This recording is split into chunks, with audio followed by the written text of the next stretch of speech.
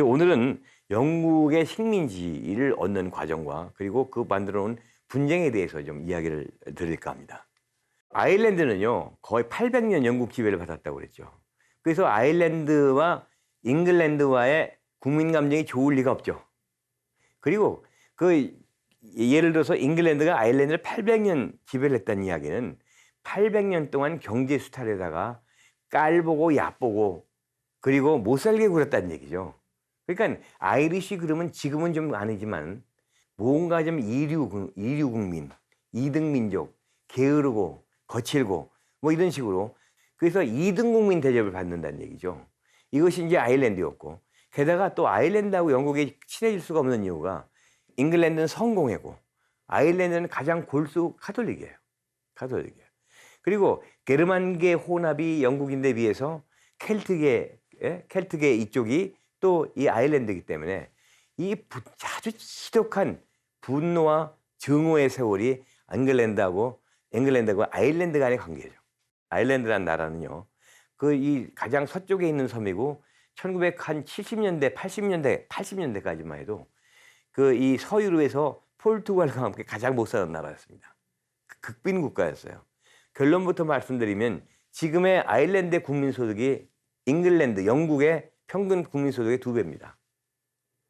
8만 불이 가까이 돼요. 국민소득이. 그래서 가장 잘 사는 나라의 하나예요.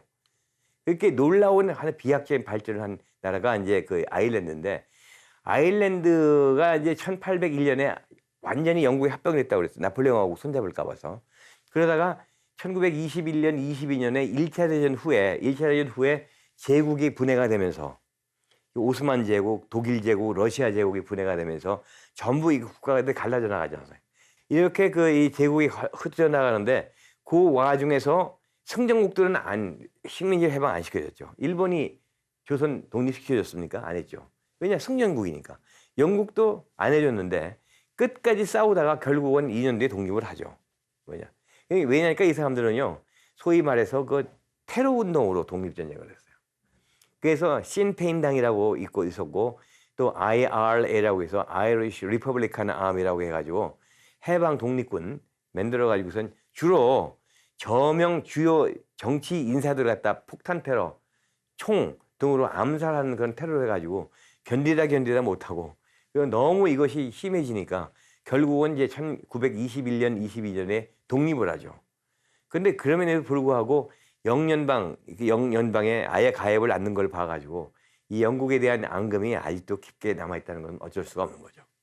근데 영국을 더욱 증오하게 만든 사건이 있습니다. 그동안 800년 가까이 지배를 받았는데 영국이 저지른 가장 큰 범죄에 가까운 것이 뭐냐니까 감자 대기근이라는 말 들어보셨죠? 이게 뭐냐, Great Famine이라고 하는데 Famine이 이제 대기근이라는 뜻이에요. 이게 아주 세계적으로 유명한 두 개의 기근이 1930년대, 40년대 우크라이나 대기근하고 우크라이나 대기근에 한 400만 명 굶어 죽었습니다. 스탈린이 굶겨 죽인 거죠.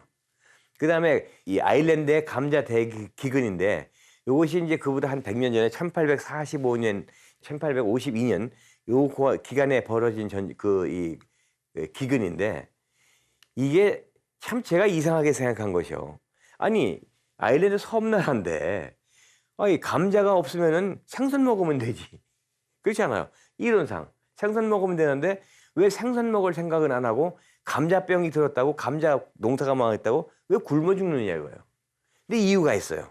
영국 사람들이 아일랜드를 지배하면서 아일랜드 농민들 전부 소작농으로 쓴 거예요. 소작농으로 써서 어업에 종사 못하게 만든 겁니다. 근데 그 농업이 뭐냐니까 감자 농사가 아니라 이것이 플랜트 농업이죠. 영국이 해외에다 내다 팔 수 있는 면이나 이런 플랜트 농업, 대규모 플랜트 농업을 자기네 식민지인 아일랜드에다 펼쳐놓고 아일랜드의 농민들을 갖다 전부 저렴한 임금 노동자를 만들어서 일을 시킨 거예요. 그러니까 그리고 감자밭은 그 농민들이 굶어 죽지 않을 만큼만 밭대기만 남겨가지고 감자 농사를 허용을 했는데 이 농민들은 낮에 가서는 이 플랜테이션 농장 일하고 그리고 틈틈이 아낙네들은 감자밭 일구고 굶어 죽지 않을 만큼의 감자밭만 가지고 있었는데 그 감자가 말라 죽은 거예요. 그러니까 감자가 없으니까 생선을 잡을 수가 없는 거예요. 이제 시간도 없고 방법도 모르고 섬나라 사람인데 고기 잡을 줄을 모르는 거예요. 그러니까는 아주 속절없이 굶어 죽기 시작하는데 문제는 뭐냐니까 영국이 이걸 완전히 외면을 하고 그나마 남아있는 이 곡식도 뺏어가지고 수출을 했어요.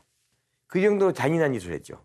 근데 이 결정적으로 세계를 분노케 한 것이 오스만 제국 술탄이 그 소식을 듣고 오스만 제국의 황제죠. 너무 굶어 죽는 사람이 많다 그러니까 불쌍하구나. 그래서 1만 파운드를 내가 기부하겠다 해서 이말이면 기근 의연금을 냈습니다.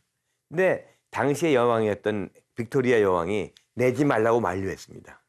못 내겠어요, 그걸. 왜 못 내겠냐? 자기는 1000파운드밖에 안 냈거든. 소식을 들은 그런 사람들의 입장에서 얼마나 열통이 터지겠습니까? 분노하고.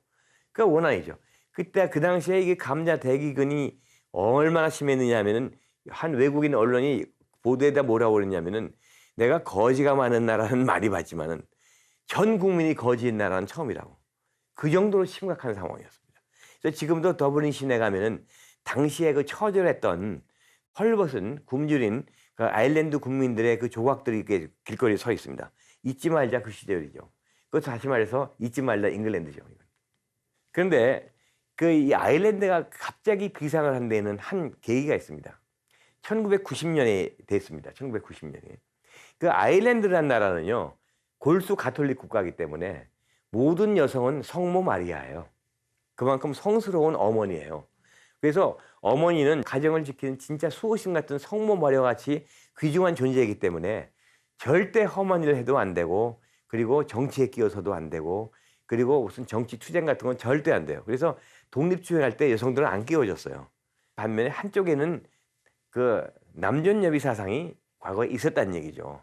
그러니까 여성들은 집에만 있고 외부 활동을 안 하니까 그 외부 활동은 당연히 남자만이 하는 것이고.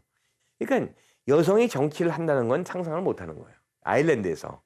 그런데 아일랜드에 1990년에 대통령 선거가 있는데 대통령 후보에 여성이 나온 거예요. 여성 변호사가. 그러니까 온 나라가 발칵 뒤집힌 거야. 이 메리 로빈슨이라고 하는 이 대통령 입후보자가 그야말로 그 술안주가 돼가지고 온 전국 아일랜드 공화국에서 이게 말이 되냐? 암탉이 울면 어쩌고 저쩌고.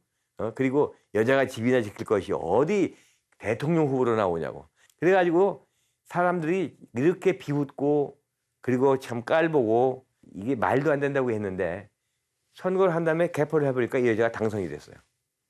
말이 안 되는 얘기죠. 왜 당선이 되느냐? 이렇게 못 사는 나라는요. 가장 큰 특징이 국민들의 정치 냉소증이 있습니다. 그자가 그자고 누가 맡아도 뭐 도로함이 타버리고 정치에 우리는 희망 없어.